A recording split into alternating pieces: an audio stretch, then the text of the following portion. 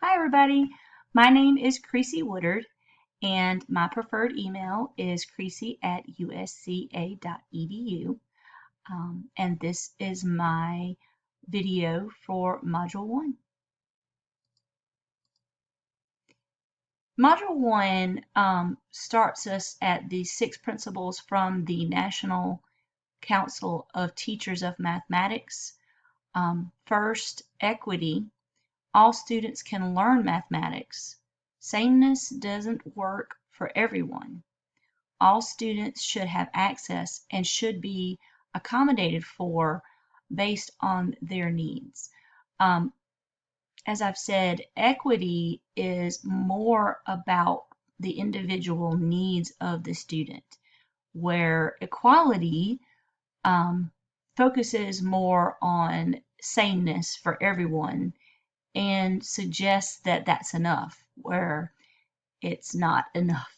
And equity is what we should be focused more on. I'll talk about equity a little bit more later on. 2 is the curriculum. It should support students in their learning of mathematics across grade levels and beyond.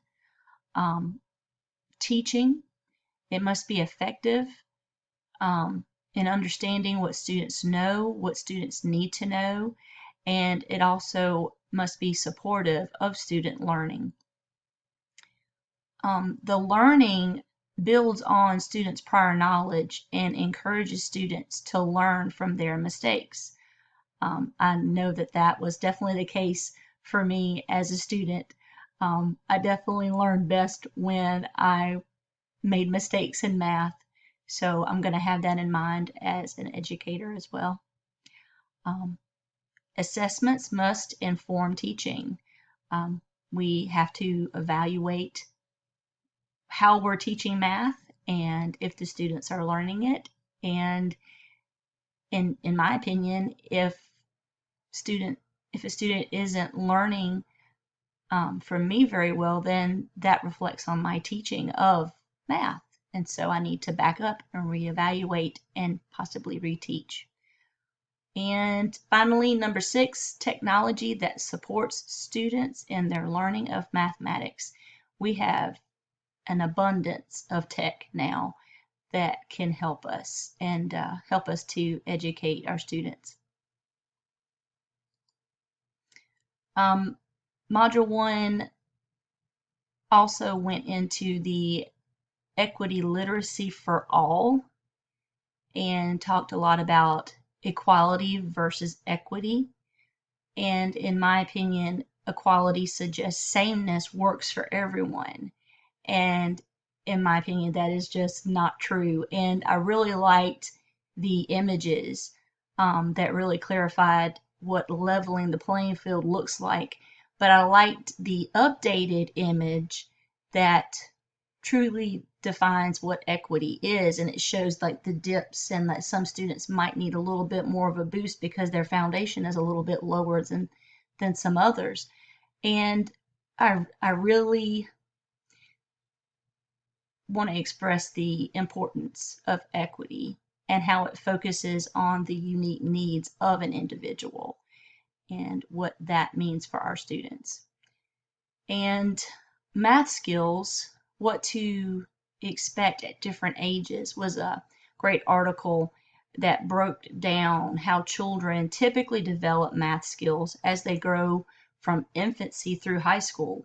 I didn't think about babies learning mathematical concepts, but it does make sense. And it's important to understand that children develop these skills at different paces.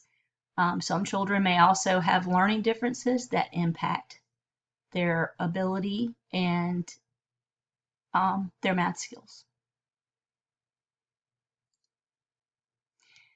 And as I was looking at the math standards from kindergarten through 12th grade, I noticed that the math standards change, increasing mathematical knowledge or growth as students progress through each of the grade levels.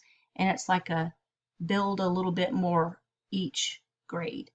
And I noticed that the South Carolina Alt standards align with the South Carolina College and Career Ready standards, but they are simplified. The ALT standards provide content to the developers of the South Carolina ALT online assessment, and understand that that is an alternative assessment for students that need that. And I also noticed that I have a lot to learn, and I'm excited about being in this course this semester. Some implications that I thought of were the equality versus equity issues, that sameness is not enough to meet the needs of everyone. Students develop math skills at different paces, and it's important that teachers understand mathematics to determine what students know, what students need to know, and then support students in their learning. Sorry. And about me, I live in Sumter, South Carolina, and this is a picture of my family from Christmas. So this is my husband, Eddie, and we have 2 boys. Our youngest is Ian Woodard, and my oldest is Aiden Woodard. So yeah, we're a very busy family, especially right now. We're still learning virtually from home. I am helping my youngest through the 8th grade currently, and my oldest is now 17 and an early college student. So that's been a different experience for us too. So yeah, that's what I have.